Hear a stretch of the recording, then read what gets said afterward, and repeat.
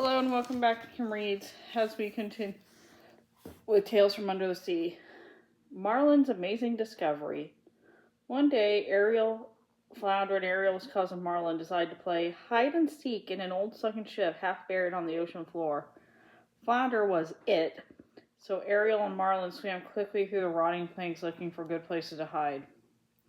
Marlon went to the front of the ship and was about to hide in a big steamer trunk when he noticed a strange shape in the murky water. He reached over and pulled some seaweed away that covered the object. "Ariel, Flounder, come take a look at this," Marlon shouted excitedly. "What is it?" Marlon asked. "What is it?" Ariel asked. Marlon pointed to his discovery. "Oh," Ariel and Flounder cried together, for there, carved on the prow of the ship, was the face of a young girl. "It's a human figure, carved out of wood," said Ariel, taking away more of the seaweed. "She's part of the ship." Indeed, the wooden girl leaned forward from the front end of the ship. Her arms were crossed against her body, and her hair flowed back from her face. "Let's clean it up," said Ariel, "then we'll be able to see what she really looks like." With that, she began to scrub away the barnacles and the moss that covered the girl's face and dress. Every day, Ariel returned to the ship to clean up the wooden girl. On the first day, Marlon went with her and helped Ariel brush mud from the girl's eyes. On the second day, Flounder watched as Ariel scraped mud from the girl's hair. On the third day, Ariel scrubbed moss from her dress. On the fourth day, the girl was missing.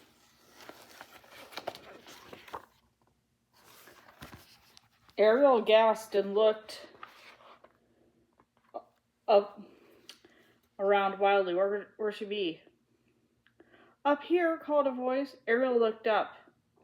There, perched on the ship's mast, was a beautiful mermaid. "Don't you recognize me?" the mermaid asked. Ariel looked at the mermaid closely. Why, she looked just like the wooden girl from the ship. "Let me explain," the mermaid said. "My name is Kate. I was a human girl.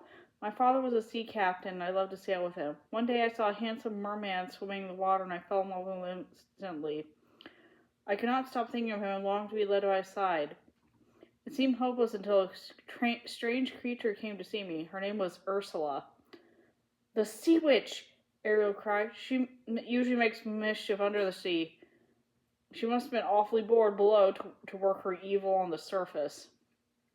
"I don't know if she was bored," said Kate, "but I do know she was mean. She told me she knew of a magic spell that would change me into a mermaid 3 days after I saw my merman again. I wanted so badly to be with him, I didn't even ask what the details were. I quickly agreed, and with an evil laugh, Ursula changed me to the figure on the prow of my father's ship. She told me that this way I could keep a constant watch for my love." "Ursula is usually more than just mean," said Ariel. "She usually just wants something." "Well, I never found out what it was," said Kate, "because that very night there was a terrible storm that sunk the ship. And you've been there, and you've been stuck here ever since," added Ariel. "That's right," said Kate. Then she swam a little and stretched her arms overhead. "But thanks to you, I can see again. You brushed the mud away from my eyes." "And you're a mermaid," said Ariel. "You must have seen your merman." "I have," said Kate. "He's your cousin Marlon." She gave Ariel a hug. "Will you take me to him?" "Of course," Ariel said, laughing, "but you must promise me to tell me what it's like being a human and to live on land." "It's a deal," said Kate. "As soon as I've seen Marlon, I'll have to tell you everything I know." Ariel couldn't wait to hear Kate's stories about life on land. She thought about herself that she could not imagine being so much in love that she would stoop to asking Ursula for help.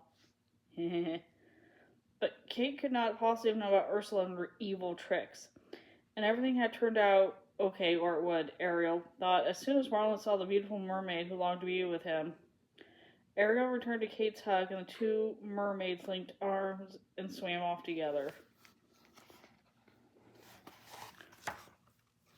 So, okay, that's the end of that story, but what about Kate's friends and family in the human world?